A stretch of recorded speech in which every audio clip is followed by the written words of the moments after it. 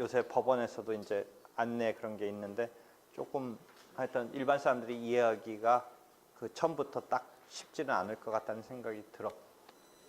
소송 절차 안내 등 일반 사람을 상대로 되어 있는 거 지금 모아놨어. 법원 같은 데 사이트에 있는 거. 그러니까 그 자료를 보고 일반 사람 입장에서 과연 이해할 수 있는지 어떤지는 모르겠네. 민사재판 안내서.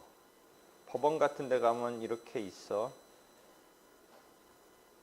여러분 교과서적인 거 말고 이런 일반 사람을 상대로 소송에 대한 것 등이 나와 있는 건데, 이 경우 민사소송은 어떤 경우에 해야 하나요? 민사소송을 제기하려면 어떻게 해야 하나요? 소장을 송달받습니다. 어떻게 대응해야 하나요? 소장과 답변서를 제출한다면 어떤 준비를 해야 하나요? 재판길의 출석 방법을 알려주세요.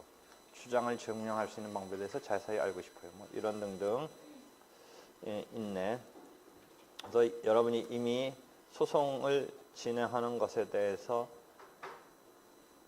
익히고 있는 경우라면 이해가 될 텐데, 아닌 경우, 즉 일반 국민의 경우 이것을 혼자 익혀가면서 할 수 있을지는 조금 의문인데, 예컨대 춘천지방법원에서는 아예 동영상까지 만들어줬네.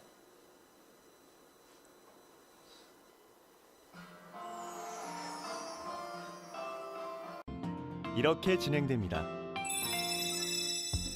안녕하세요. 이곳은 오늘 재판이 진행될 춘천지방법원입니다. 처음 법원에 오셔서 많이 당황스러우시죠? 잠시 후 법정에 들어가면 재판이 어떻게 진행될지 미리 설명해 드리겠습니다. 설명을 듣고 나면 법정에 두려운 곳이 아니라는 것을 알게 되실 겁니다. 자, 그럼 이제 시작해 볼까요? 민사재판이 진행될 법정의 모습입니다. 정면에 재판장과 원고석, 피고석이 보이죠? 방청석에 앉아 있다가 재판장이 사건 번호와 당사자 이름을 부르면 앞으로 나가서 원고석 또는 피고석에 앉으면 됩니다. 재판장을 바라보았을 때 왼쪽이 원고석, 오른쪽이 피고석입니다. 2012 가합 9876 원고 홍길동 씨, 피고 이몽룡 씨. 재판장은 먼저 원고와 피고가 모두 출석했는지를 확인합니다. 원고 홍길동 씨, 본인이신가요? 예, 피고 이몽룡 씨, 본인이신가요? 네. 민사재판은 소송 당사자가 법정에서 한 주장을 기초로 하여 진행됩니다. 법정에 오기 전에 소장, 답변서, 준비 서면을 제출했을 텐데요. 재판장이 원고나 피고에게 제출한 서면의 내용을 진술하라고 하면 소장, 답변서, 준비 서면에 썼던 내용을 간략하게 이야기하면 됩니다. 원고는 소장의 내용을 진술해 주십시오.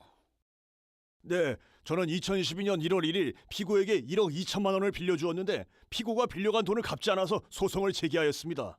피고는 답변서의 내용을 진술해 주십시오. 네, 제가 1억 2천만 원을 빌린 것은 사실이지만 모두 갚았습니다. 법정에서 주장을 할 때 몇 가지 주의해야 할 사항이 있습니다. 첫째, 법정에서 주장하지 않은 내용은 재판부가 판결에 반영할 수 없습니다. 이것을 변론주의라고 하는데요. 자기에게 유리한 주장은 자기 책임하에 스스로 주장해야 한다는 것입니다. 아무튼 억울하니 재판부가 알아서 잘 판단해 주세요.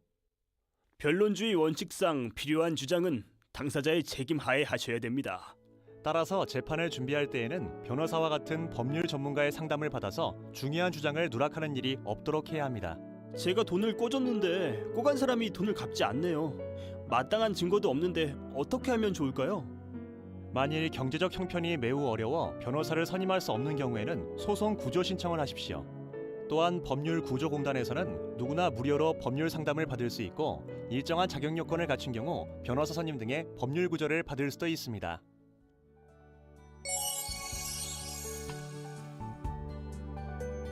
둘째, 법정에서는 요점을 중심으로 간결하게 이야기해야 합니다.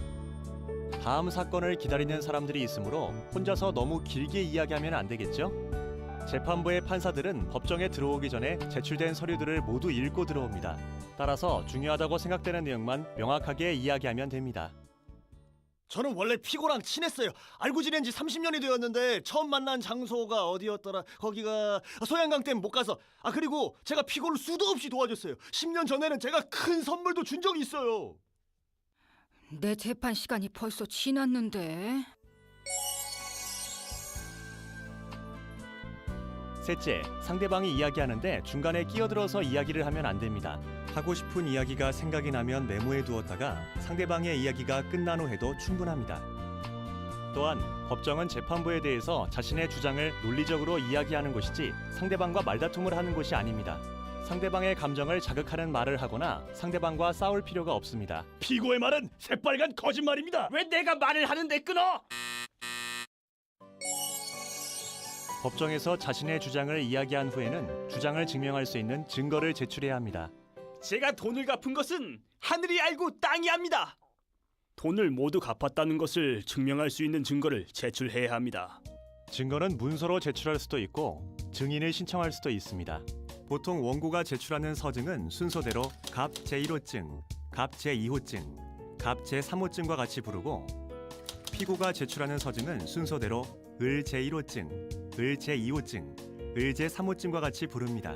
서증은 소장이나 답변서를 제출할 때 그 뒤에 복사본을 붙여서 재판부에 미리 제출하는데 갑 제1호증, 갑 제2호증, 갑 제3호증과 같이 번호를 매겨서 제출해야 하고 동일한 문서를 중복하여 제출하지 않도록 해야 합니다. 그리고 재판 기일에는 서증의 원본을 소지하고 법정에 출석하여야 합니다. 꼭 잘 갖고 가야지. 증거를 신청해 주십시오. 피고가 작성해준 차용증을 갑 제1호증으로, 계좌 이체 내역을 갑 제2호증으로 제출합니다. 통장 사본을 을 제1호증으로 제출하고 증인으로 변사또를 신청합니다. 계약서, 차용증, 영수증과 같이 권리 의무가 기재되어 있고 작성자의 서명 날인이 되어 있는 처분 문서는 가장 유력한 증거 자료이므로 반드시 서증으로 제출하여야 합니다. 처분 문서와 같은 중요한 서증이 제출된 경우 재판부는 작성자인 상대방에 대하여 제출된 문서가 진정하게 작성된 것인지 여부를 묻습니다. 이 문서 피고가 작성하신 건 맞나요? 상대방은 위 처분 문서가 1. 진정하게 작성된 것인지 2. 위조된 것인지 3. 아니면 처음 보는 것인지에 대해 답변하여야 하는데 재판장의 설명을 잘 듣고 그에 따라 사실대로 답변하면 됩니다. 원고가 차용증을 제출했는데 피고가 그 내용을 읽어보고 서명한 것이 맞나요? 제가 내용을 읽어보고 서명한 것은 맞습니다. 다른 사람이나 기관이 보관하고 있는 문서를 증거로 제출하고 싶을 때에는 문서 송부 촉탁, 문서 제출 명령, 사실조회 신청을 하면 됩니다. 증거 방법으로 증인을 신청할 수도 있습니다. 증인을 신청할 때에는 증인의 증언을 통해서 무엇을 입증하고 싶은 것인지, 즉 입증 취지를 분명하게 밝혀야 합니다. 증인 신문의 필요성이 있다고 인정되면 재판부는 증인을 채택합니다. 필요성이 없다고 인정되면 재판부가 증인을 채택하지 않을 수도 있습니다. 지금 첫 변론기일에 소장이 진술되고 피고가 답변서를 진술하고 그 다음에 다시 또 변론기일이 속행돼서 아마 증인 신청을 해서 증인 신문을 한다든지 해서 그 다음에 변론을 종결하고 변론이 종결되면 이제 판결문이 송달되니까 여기에 불복하려면 항소를 한다.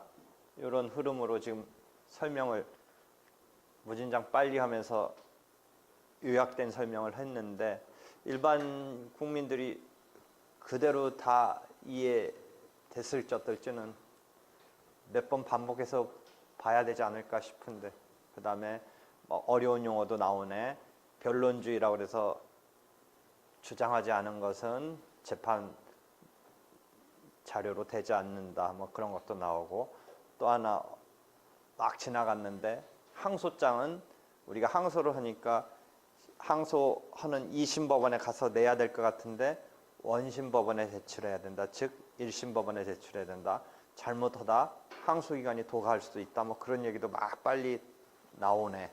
그래서 우리가 배운 지식에 의하면 뭐 당연히 우리는 이해되는 내용인데 일반 국민이 그런 중요 핵심적인 것을 이해할 수 있을지는 나는 조금 힘들지 않을까 생각하는데 어떨지 모르겠네.